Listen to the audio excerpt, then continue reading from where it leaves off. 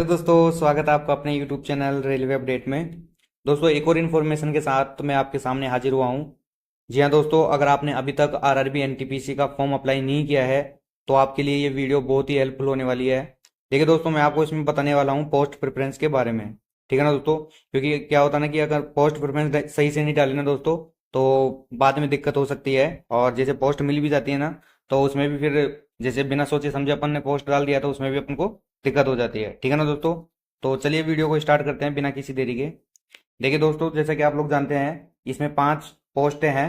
ठीक है ना, जो कि गुड्स ट्रेन, सीनियर क्लर्क कम typist, junior account assistant, chief commercial कम टिकट और स्टेशन मास्टर है। ठीक है ना दोस्तों, जिसमें आपको पता है कि आपकी जो सीनियर क्लर्क कम टाइपिस्ट और जूनियर अकाउंट असिस्टेंट में टाइपिंग स्किल टेस्ट है, और जो आपका स्टेशन मास्टर है उसके अंदर आपका कंप्यूटर बेस्ड टेस्ट है, यानी कि आपका साइको है, सीबेट है। ठीक है ना। अब इसमें बात आती है दोस्तों कि अपन को पोस्ट प्रेफरेंस कैसे देनी है। देखो दोस्तों, मैं अभी रेलवे में जॉब कर रहा हूँ। ठीक है ना, उस टाइम पे मैंने भी मतलब यही सोच के, क्योंकि दूसरों के बोलने के चक्कर में आके और मैंने लगा दिया था। मैं खुद नहीं जानता था उस टाइम पे जब मैंने फॉर्म भरा था, और कौन सी पोस्ट प्रेफरेंस पहले देनी है कौन सी नहीं देनी है। ठीक है ना दोस्तों, तो उस टाइम पे मैंने क्या है एसएम को पोस्ट प्रेफरेंस दी थी, उसके बाद में गुड्स गार्ड को दिया था।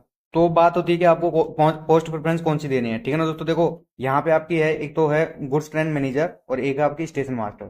जो ये पोस्ट है ना दोस्तों, ये है सेफ्टी से रिगार्डिंग। ठीक है ना दोस्तों, इसमें क्या होता है ना, इसमें आपको जब भी आप ड्यूटी पे रहेंगे ऑलवेज आपको एक तो एक्टिव रहना है। दूसरी चीज इसमें जैसे गुड्स गार्ड है, गुड्स गार्ड में आप जितने भी गुड्स गार्ड से पूछोगे ना दोस्तों, मैं स्टेशन पे रहता हूँ, मैं मेरे पास आते हैं गुड्स गार्ड। जब किसी भी ट्रेन को प्रेसिडेंट देना होता है तो गुड्स ट्रेन मैनेजर जो होते हैं वो मेरे पास वहां पे रुकते हैं। तो आते हैं तो वो यही बोलते हैं कि मतलब हमें मतलब पता नहीं, खाने का नहीं पता। ठीक है ना, जब से एक बार घर से निकले तो उसका नहीं पता कि दोबारा कब तक वापस लौटेंगे। तो इसमें आपका एक तो टाइम का कोई फिक्स नहीं है। ठीक है ना, आपको जैसे 8 घंटे की ड्यूटी होती है लेकिन आपसे 15 घंटे भी करवाएंगे, 20 घंटे भी करवाएंगे। ठीक है ना दोस्तों, तो वो चीज अलग है कि आपको उसका पैसा मिलेगा। लेकिन देखो दोस्तों, अगर आपका जो बॉडी है अगर जैसे वो टाइम पे रिलैक्स नहीं होगी ना तो उसमें भी दिक्कत होती है। ठीक है ना, चाहे पैसे इसमें ज्यादा हो लेकिन दिक्कत तो है ना। बाकी अगर स्टेशन मास्टर की बात कर लेते हैं तो देखो दोस्तों, स्टेशन मास्टर में क्या है ना, स्टेशन मास्टर वाली जॉब जैसे कि आप तो जानते हो, जब तक आप ड्यूटी पे रहोगे ना तो आपके टेंशन रहेगी, हमेशा टेंशन रहेगी ड्यूटी पे जब भी रहोगे। और ये ऐसा नहीं कि मतलब ठीक है लो यार जॉब ले लिए, जॉब पा लिए तो उसके 1 साल बाद में खत्म हो जाएगी, 2 साल बाद में खत्म हो जाएगी। ठीक है, एक इसका खुद की जीआरएस की बुक होती है एक। ठीक है ना, वो आपको हमेशा पढ़ते रहना पड़ेगा। ठीक है ना, उसके अलावा आपको जो भी सर्कुलर वगैरह आते हैं वो इसमें पढ़ना पड़ेगा। तो ये जो दोनों पोस्ट है ना, क्योंकि ये सेफ्टी से रिगार्डिंग है दोस्तों, इसलिए आपको ये सब चीजें देखते रहना पड़ेगा और पढ़ते रहना पड़ेगा। ठीक है ना, कोई भी ऑफिसर आएगा आपको रूल्स रेगुलेशन पूछेगा उसका। ठीक है ना, तो मैं तो यही बोलूंगा, और मैं नहीं, मैं जितने भी मेरे एसएम से बात किया हूँ उन सब लोगों ने यही बोला है कि आप जो पोस्ट प्रेफरेंस आप बताओ ना वीडियो में, तो आप इन दोनों को लास्ट में रखना। ठीक है ना दोस्तों, तो अगर आप भी फॉर्म फिलअप कर रहे हैं ना तो आपको क्या करना है ना, स्टेशन मास्टर और गुड्स ट्रेन इन दोनों को लास्ट पे रखना है, यानी कि चौथी और पांचवी प्रेफरेंस पे आपको रखना है गुड्स ट्रेन और स्टेशन मास्टर। अब उसमें आपको आता है कि दोनों में, अब गुड्स ट्रेन और स्टेशन मास्टर में भी किसको रखे, तो वो अब आपके ऊपर छोड़ रहा हूँ। क्योंकि देखो दोस्तों, मैं बताऊं, अगर आपको लगता है कि नहीं मैं परेशान वगैरह होके भी मैं आराम से ड्यूटी कर लूंगा लेकिन मेरे को पैसा ज्यादा चाहिए, तो आप गुड्स ट्रेन मैनेजर को आप पोस्ट प्रेफरेंस देना चौथे नंबर पे। ठीक है ना, और आपको चाहिए कि नहीं मेरे को ज्यादा मतलब काम नहीं चाहिए मेरे को, ठीक है जितना पैसा मिल रहा है, जैसे स्टेशन मास्टर में भी आपकी जो बेसिक सैलरी और इसका डीए मिलके करीब 60,000 के समथिंग आपको आपकी जो स्टार्टिंग से आपको सैलरी मिलना स्टार्ट हो जाएगी।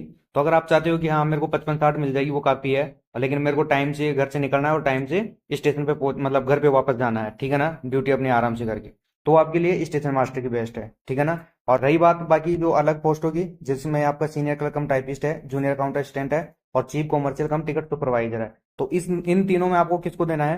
तो देखो, इन तीनों में जो ये पोस्ट हैं ये कॉमर्शियल से रिलेटेड है। इनमें आप आपको जैसे लगे वैसे दे सकते हो। तो देखो, मैं बताऊंगा आपको कि ये जो चीफ कॉमर्शियल कम टिकट सुपरवाइजर की है ना, लेवल 6 की है, तो आप इसको लेवल 1, इसको प्रेफरेंस दीजिए 1। ठीक है ना दोस्तों, उसके बाद में आप इन दोनों को, दोनों में टाइपिंग स्किल टेस्ट है तो दोनों को आप अपने हिसाब से दे सकते हैं। जैसे सीनियर क्लर्क को दूसरे नंबर पे दे दिया और जूनियर अकाउंट असिस्टेंट को तीसरे नंबर पे दे दिया। ठीक है ना, उसके अलावा अगर आप गुड्स ट्रेन और एसएम को चौथे और पांचवे पे कैसे भी जैसे आपको सही लगे वो आप उस हिसाब से दे सकते हैं। ठीक है ना दोस्तों, ये थी एक छोटी सी इन्फॉर्मेशन, छोटी सी थी लेकिन आपके लिए बहुत हेल्पफुल होने वाली है। ठीक है ना, अगर आपने अब तक आपका जो एनटीपीसी का फॉर्म आपने अप्लाई नहीं किया है तो पोस्ट प्रेफरेंस का खास तौर से ध्यान रखिएगा दोस्तों। ठीक है ना, बाकी मैं आपको एक वीडियो प्रोवाइड करवाऊंगा जिसमें आपको कैसे आप पोस्ट प्रेफरेंस आप सिलेक्ट करेंगे और कैसे आप अपना फॉर्म अप्लाई करेंगे बिना किसी गलती के, ठीक है ना दोस्तों। तो वो भी आपको बहुत जल्दी आपको मिलने वाला है। उसके लिए आपको चैनल को सब्सक्राइब कर लीजिएगा, ठीक है ना दोस्तों। लाइक कीजिए, शेयर कीजिए और अपने दोस्तों के साथ भी शेयर कीजिए ताकि उनको भी चीज़ों को पता चले, ठीक है ना दोस्तों। मिलते हैं अगले वीडियो में। धन्यवाद।